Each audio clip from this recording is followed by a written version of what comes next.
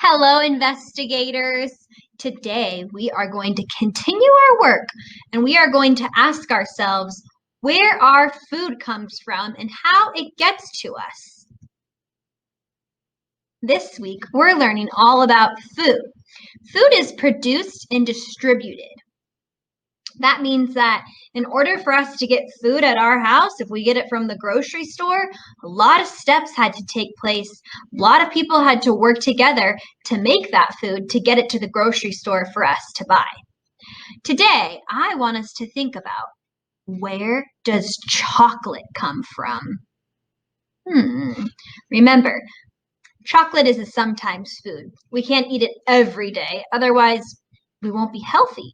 But occasionally, we can enjoy some chocolate delights. So today, we'll talk all about where chocolate comes from. And if you celebrate Halloween is going to come up and you might get some candy from the store or you might be eating some chocolate. And I thought I would teach you this before so you could really start thinking about where chocolate comes from the next time you're eating some chocolate. So we'll read a story. The story I'm going to read to you today is called Beans to Chocolate. So it's all about cacao. So cacao is made from cacao beans. Cacao beans grow in pods on cacao trees. So you can see them right here. I'm not going to read all of the words to you today, but I do want to show you that cacao beans, they're really small. They grow on trees. Now, you're going to see in a video today that they have to grow these trees in certain types of climates. So this book talks about how a lot of cacao farmers grow their trees in Africa. This is a picture of a cooperative called Kuapa Koku, and it's located in Ghana in West Africa. So this cooperative, they grow a lot of cacao beans. Now, when they want to reach the beans, they have to use a sharp knife on a stick to get them off of the trees. Then they split open the pods and they empty the cacao beans from the seed.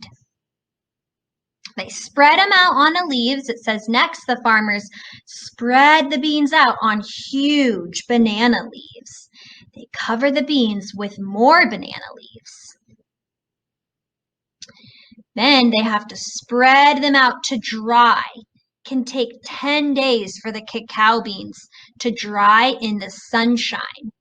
Then once they're dry, the farmers pack the beans into sacks.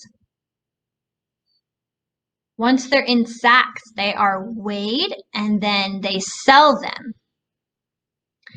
Now, when they sell them, they usually travel by boat to chocolate factories all around the world. So when the beans arrive at the factories, they are sorted, cleaned, and roasted. That means they kind of have to bake them a little bit. After roasting, they crush the beans into little cacao nibs. That means they're really, really, really small pieces. Then a big machine grinds the cacao paste and it's melted to make liquid. Now, a lot of times they add milk right here. They add milk to this cacao liquid.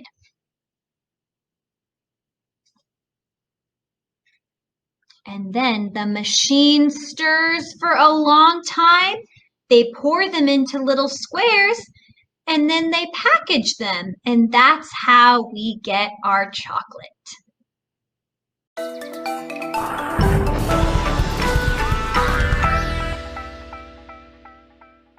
Hi guys, we just got back from trick-or-treating. I went as a scientist and Squeaks is a lion. Give us your best roar, Squeaks.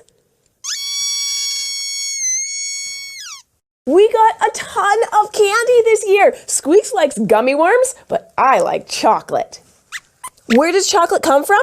Great question, Squeaks. Believe it or not, chocolate grows on trees. The main ingredient in a chocolate bar starts out looking just like this.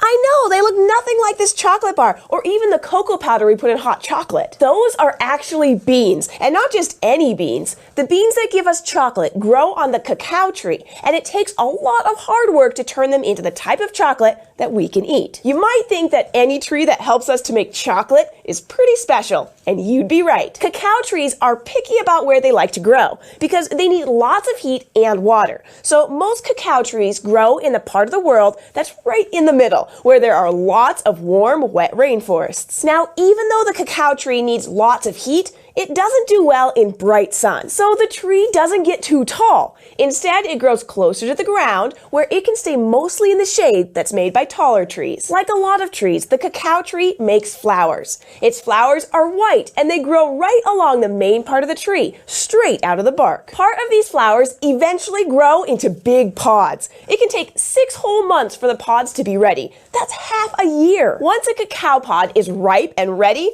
a person cuts it from the tree using a sharp knife. And when they open up the pod, it looks like this. Can you see the beans? Inside of each pod are about 50 cacao beans, along with a bunch of white stuff called pulp. People scoop out the beans and pulp from inside the pods, then put what they scooped out into big wooden boxes and leave everything alone for about a week. During that week, the white pulp turns into liquid, leaving behind the cacao beans, which are then put into the sun to get nice and dry. Now, these beans may look brown like the chocolate you see in stores, but they don't taste like that chocolate. A cacao bean tastes pretty bitter, and it takes some work in a chocolate factory to turn these beans into the delicious treats that we get to eat. At the factory, the first thing they do is to roast the beans in big ovens. After a cacao bean is roasted, it turns dark and looks like this. Next, they take off the hard outside of the cacao beans, leaving the soft insides. Then they smash and grind the inside until it's a thin paste. And we can do lots of different things with this paste. To make a chocolate bar, the chocolate factory mixes the paste with things like sugar and milk. Then they stir the mixture for a long time and pour it into a mold, which is kind of like a bowl that's specially shaped to look like a chocolate bar. They leave the chocolate to cool for a while and become solid instead of all liquidy. Then they take it out of the mold, wrap it up, and send it to stores for us to buy. Whew! From a cacao tree to your store, that's a lot of work that goes into one piece of chocolate. But